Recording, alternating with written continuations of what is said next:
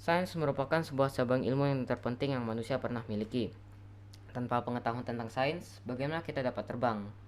Tanpa pengetahuan tentang sains, bagaimana kita dapat menerangi mana hal yang gelap? Dan pada yang paling penting, tanpa sains, bagaimana kita dapat terhubung ke internet?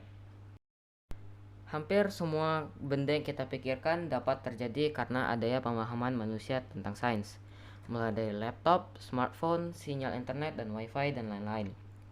Sains tidaklah terjadi secara mistis, bahkan tidak ada hal-hal yang mistis yang benar-benar di dunia ini, melainkan semua terjadi karena sains.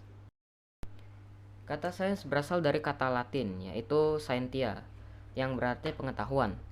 Sains mempengaruhi segala aspek kehidupan kita. Itulah alasan kenapa sebuah kertas jatuhnya jauh lebih lambat daripada sebuah pensil. Sains telah mengubah hidup kita dari primitif hingga modern.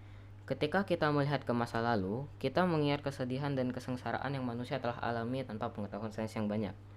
Saat terjadi wabah penyakit, kita tidak dapat mengetahui cara menghindarinya.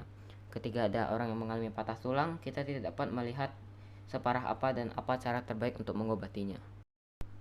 Berlanjut ke zaman ini, berkat sains, kita sudah tahu cara menghindari berbagai penyakit. Kita sudah dapat melihat ke dalam tubuh tanpa membedah, dan dapat melakukan transfusi darah tanpa risiko yang sangat besar.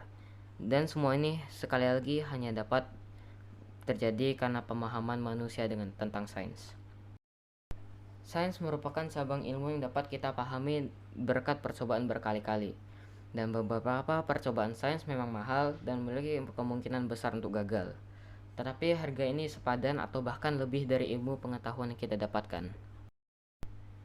Secara singkat, sains merupakan cara kita sebagai manusia untuk mempelajari cara kerja alam dan bagaimana menggunakannya untuk kehidupan manusia yang lebih baik lagi.